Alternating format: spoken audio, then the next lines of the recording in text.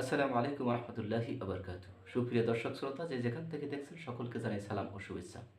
ইসলাম ও রাজনীতির ভিডিওগুলো পেতে আমার ইউটিউব চ্যানেলটি সাবস্ক্রাইব করে সাথেই থাকুন। আজকের গুরুত্বপূর্ণ ভিডিওটি না টেনে সম্পূর্ণ ভিডিওটি দেখুন।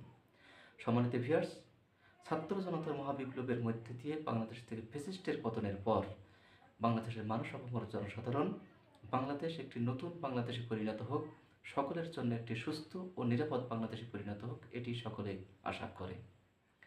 সম্মানিত ভিউয়ার্স, ছাত্র জনতার মহাবিপ্লবে যে সমস্ত ছাত্ররা সম্মুখ সারিতে নেতৃত্ব দিয়েছিলেন, সেই বৈষম্যবিরোধী ছাত্রদের একটি নতুন রাজনৈতিক দল গঠনের গুঞ্জন শোনা যাচ্ছিল।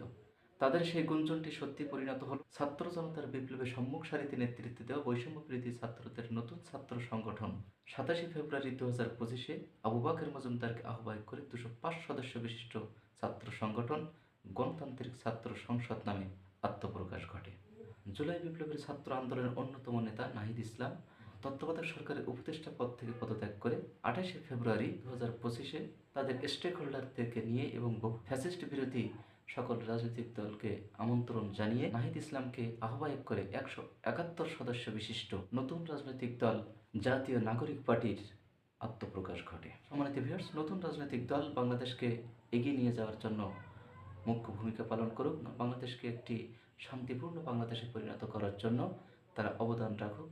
সারাটা জীবন সৎযোগ্য আদর্শবান ব্যক্তি দ্বারা তাদের নতুন রাজনৈতিক দল পরিচালিত হোক।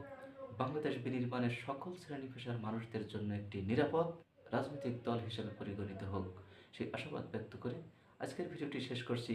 দেখা হবে পরবর্তী ভিডিওতে। সে পর্যন্ত ভালো থাকুন, সুস্থ থাকুন। আল্লাহ হাফেজ।